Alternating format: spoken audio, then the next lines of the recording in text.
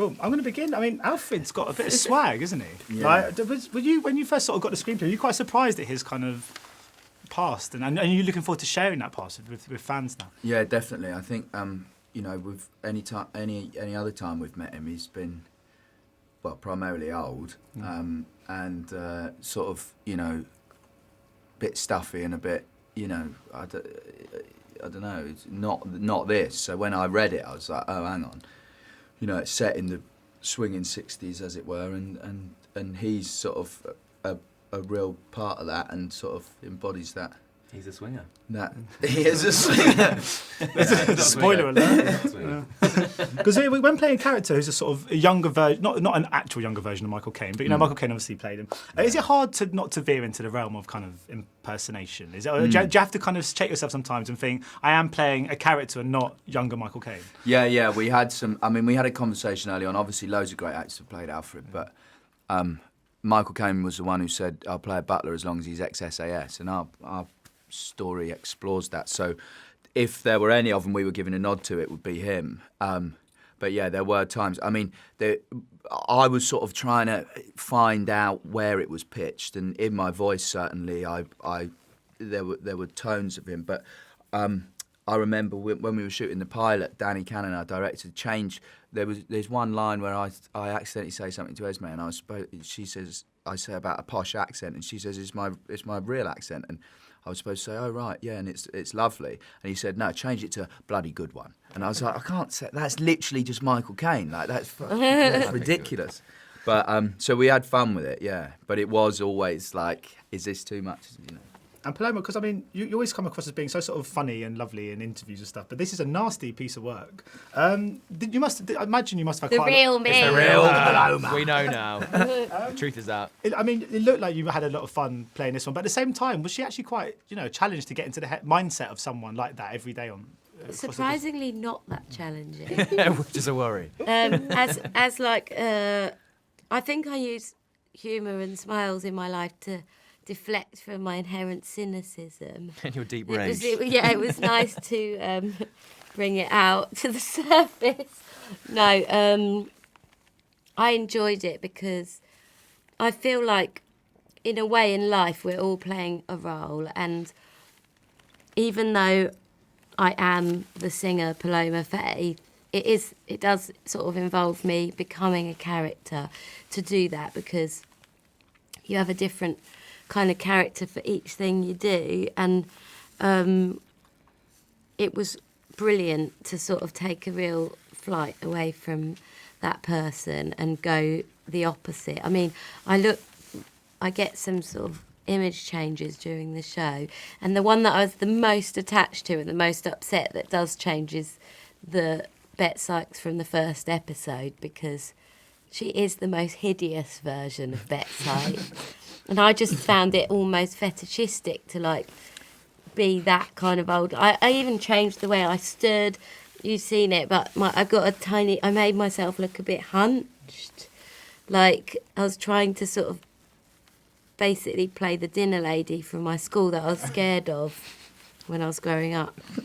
But yeah, I really enjoyed it, and I really hope that it leads to people believing that I can be more than just Paloma Faith, the funny, sweet singer person.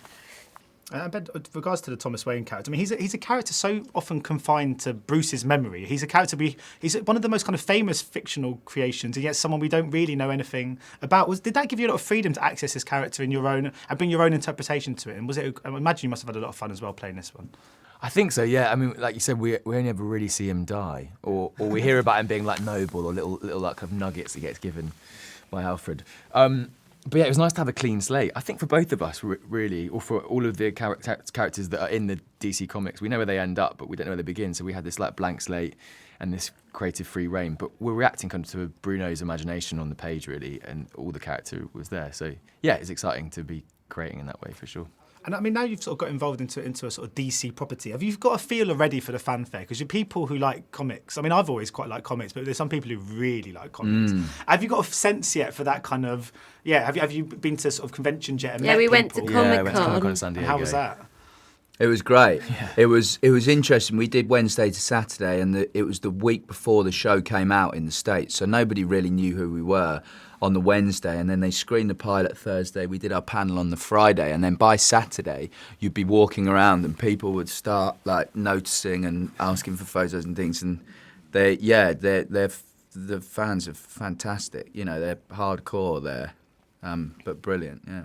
It was a little scary to think that these are the potential people that are going to like the show, and to see how many people there are there, and to be like, oh, I hope they like it. They do like it. The pressure was on a little bit. Because they know more about it than we do in many ways. Yeah.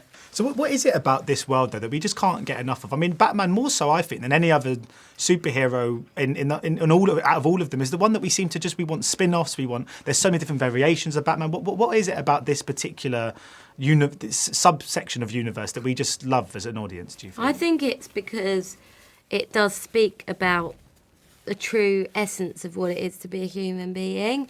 And I think that the fact that it's never black and white between good and evil, and that's what we relate to as human beings. Like, I know what drew me to Batman films when I was a kid was like that kind of almost forgiveness of our fallibility as human beings. Even if we're inherently good, we're capable of inherently bad, etc. So it's much more sort of deep-rooted than just a sort of superficial good fights evil and we hope good wins. It doesn't always win in this universe of Batman, and that's what it's like in life. Because I was wondering too, I mean, my final question is just obviously whenever you see a really good TV series, you always instantly start thinking about, will there be a second series? I was wondering if that's something you guys would be looking forward to, if that was to happen, if that's something you want to happen. And also, because Jack had this idea that you could just keep playing Alfred for about 50 years. Yeah. And then you could play him in a Batman movie. Yeah, listen, if the price is right, I'm there.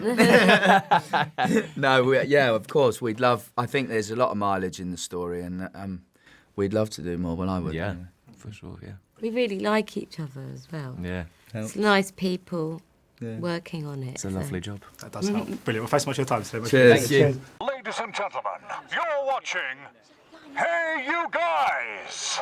Hey, you guys, huh? Hey, you guys. Is that from the Goonies? It is indeed, yeah. Nice. Hey,